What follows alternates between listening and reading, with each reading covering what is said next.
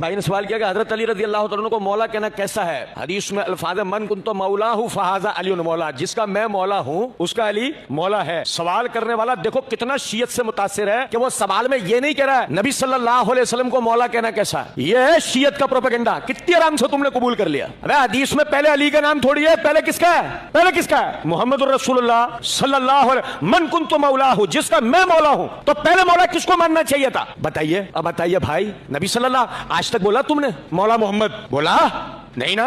کیوں؟ تم اب تک شیعت کا پروپیگنڈا تمہارے پاس آیا نہیں تھا، مولا علی کے لیے آ گیا، تم نے فوراً قبول کر لیا۔ اور سنو صحیح بخاری کے اندر حدیث ہے، زید بن حارثہ رضی اللہ تعالیٰ عنہ کو مخاطب کر کے نبی صلی اللہ علیہ وسلم نے فرمایا، اور کس کے مقابلے میں کہا، کس کے ساتھ کہا؟ مشہور حدیث ہے، آدھی پڑھتے ہو آدھی چھوڑ دیتے ہو، تمہیں سنانے والا بھی آدھی سناتا ہے آدھی چھوڑ دیتا ہے، کون سا؟ ہمارا والا نہیں۔ مولائی دو نمبر ہوتے ہیں، اصلی والے نہیں ہوتے، مولائی ہمیشہ دو نمبر ہوگا۔ علی رضی اللہ تعالیٰ عنہ کو مخاطب کر کے کہا، اے علی تیری میرے ساتھ مثال بالکل اس طرح ہے کہ جیسی ہارون کی موسیٰ کے ساتھ تھی، مگر میرے بعد کوئی نبی نہیں ہوگا۔ اور اے زید بن حارثہ انت اخونا و مولانا، تو دین میں ہمارا بھائی ہے اور ہمارا مولا ہے۔ اب میں جان بوجھ کے ترجمہ نہیں کر رہا ہوں، سنیں ذرا بات کو۔ انت اخونا و مولانا، علی کے ساتھ، علی کو نہیں کہا ہے، کس کو کہا ہے؟ خود کو نہیں کہا ہے، کس کو کہا ہے؟ زید بن حارثہ کو۔